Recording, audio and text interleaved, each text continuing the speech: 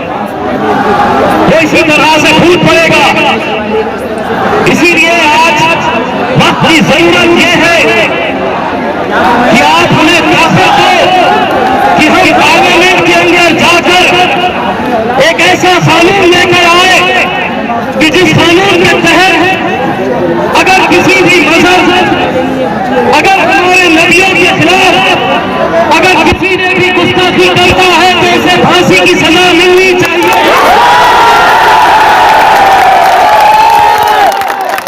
नारे तकबीर, नारे तकबीर।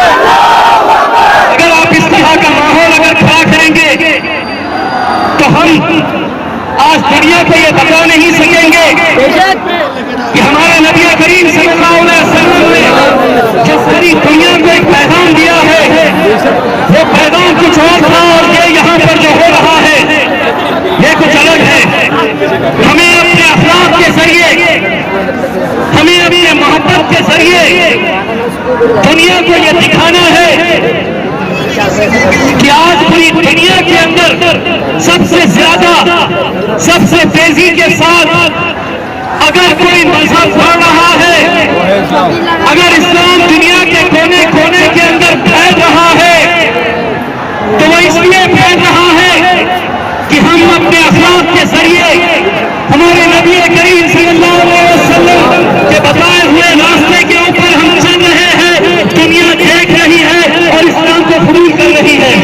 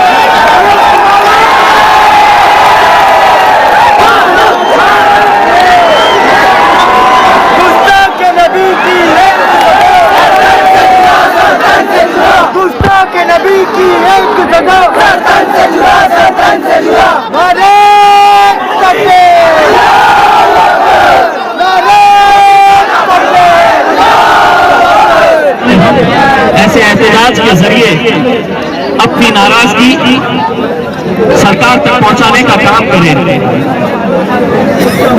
हमें यह पूरा इख्तियार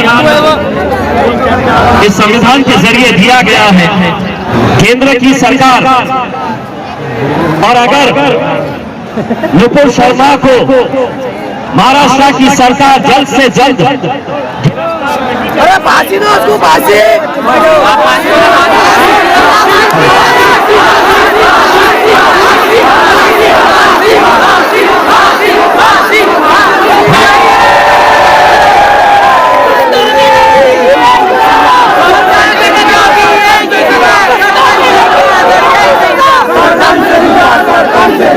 तो जिस टेलीविजन चैनल के अंदर वो बात कही गई थी, हमें उसका भी बहिष्कार करने की जरूरत है।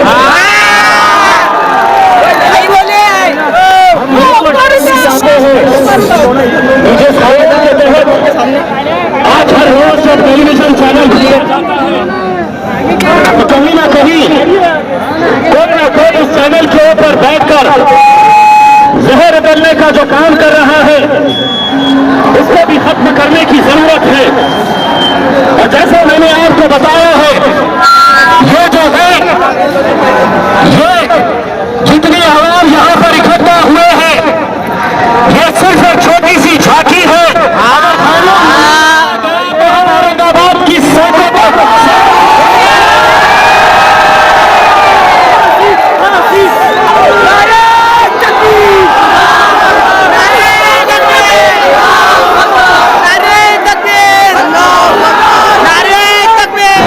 हमारे नबी करीम सल्लल्लाहु अलैहि वसल्लम के बताए हुए रास्ते के ऊपर चलने वाली ये उम्मत है। तो मैं आपको हाथ जोड़कर ये गुजारिश करना चाहूंगा कि हम लोग यहाँ से धीरे धीरे अपने घरों की तरफ कूच करे।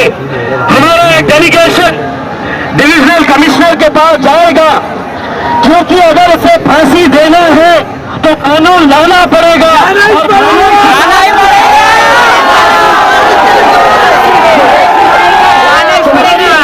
बनाकर पार्लियामेंट के अंदर जाएंगे और नरेंद्र मोदी की आंखों में आंखें डालकर ये पूछेंगे कि तू ये कानून लेकर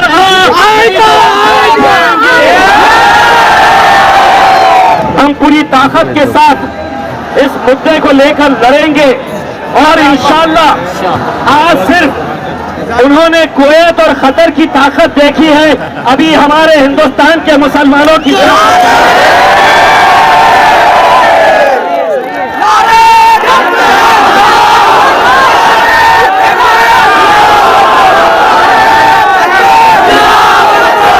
जब मैं नारा लगाऊंगा तो मेरा साथ देना, ठीक है? नारा तकबीर,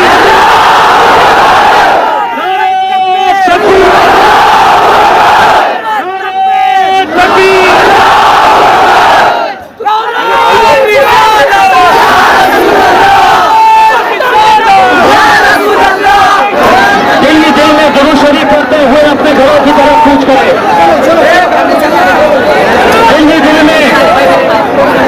दिल में दुरूद शरीफ पढ़ते हुए अपने घर की तरफ कूच करें।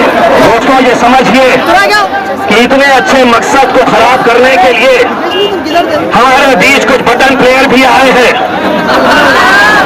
हमारे बीच कुछ बटन प्लेयर भी आए हैं, उनका भी हिसाब किताब करना पड़ेगा।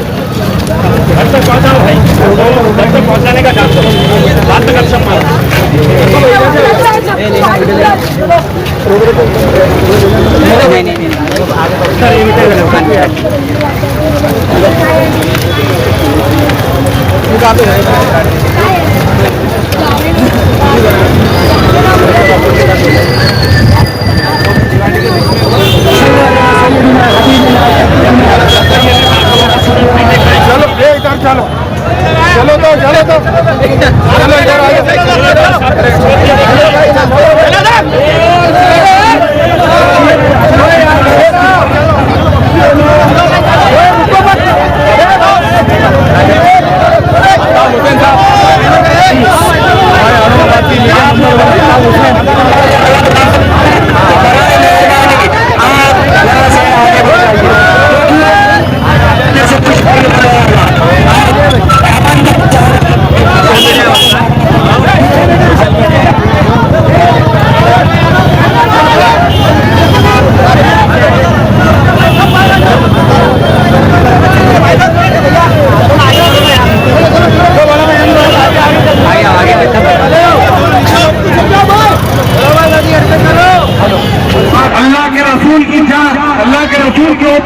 मरने से पहले हमको अल्लाह के रसूल के नाम पर जीने के लिए कोशिश करना है मेरे नौजवान, जीने के लिए कोशिश करना है।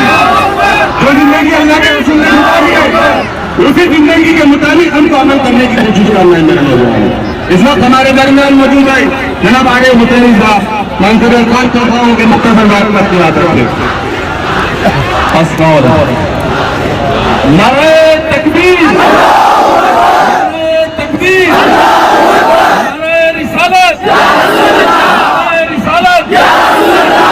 तमाम नौजवान साथियों और बुजुर्गों, हम आज यहाँ पर एक पुरअमन एहतजाज करने के लिए आए हैं और हमारा एहतजाज दर्ज होना भी चाहिए, क्यों तो अब हमारे जज्बात बेशक हमारे काबू से बाहर होते जा रहे हैं, लेकिन हमको हमारे एहतजाज को दर्ज करना बहुत जरूरी है।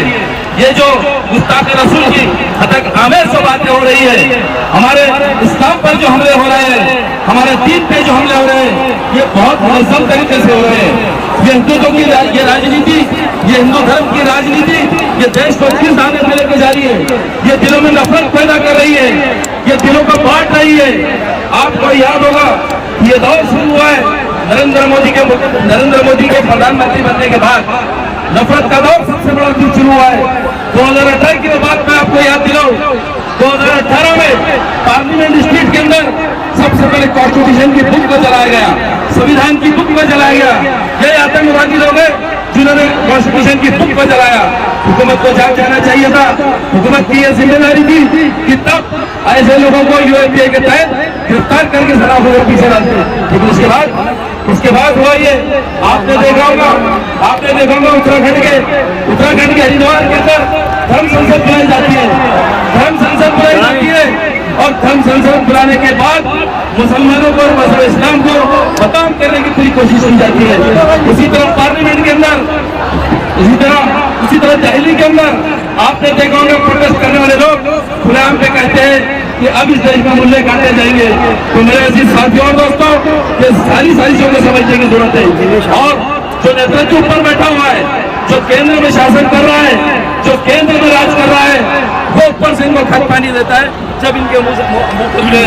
एक बात याद रखो, बीजेपी अब पूरी तरीके से निचले दर्जे की राजनीति पे आ चुकी है, धर्म की राजनीति पे आ चुकी है। उसको अच्छी तरीके से मालूम है कि भोंगा महाराष्ट्र में फेल हो गया, भोंगा महाराष्ट्र से फेल हुआ, अब औरतों को आगे बढ़ाया जा रहा है, औरतों को आगे बढ़ा के धर्म की निचले दर्जे की राजनीति की जा रही है। लेकिन एक बात याद रखो, आप सल्लल्लाहु अलैहि वसल्लम के बारे में एक लफ्ज गलत बोलेंगे, मुसलमान आखिरी सांस तक लड़ता रहेगा। नशीन आपको कर लेना चाहिए। हम तुमसे दबाव में आने वाले नहीं है और ऐसी चीजों से घबराने वाले नहीं है। हम ऐसी चीजों से घबराने वाले नहीं है। इसी तरह बीजेपी के प्रवक्ता ने जो कहा, ये अकेली पहना उसने नहीं कहा। मैं तो ये कहूँगा कि पूरी बीजेपी इसमें मुलविस है, पूरे बीजेपी इसमें मिली है। और आज का मीडिया, ये छोटा मीडिया, ये चोर लुटेरे डाकू, ये इश्तेहारात के लुटेरे, ये SMS के भिखारी, ये सुबह से शाम तक झूठ बेच रहे हैं, मुसलमानों के खिलाफ नफरत फैला रहे हैं। ये हमारे एहतजाज, आपका बटन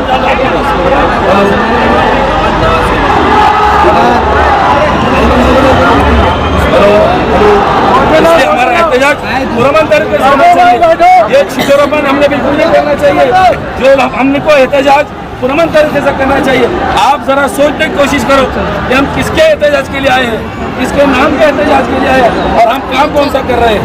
इन तमाम बातों को सामने रखते हुए सब मामला को देखते हुए पुलिस कमिश्नर साहब ने अनुरोध किया कि आप फौरन आके यहाँ पे सिचुएशन को कंट्रोल करें।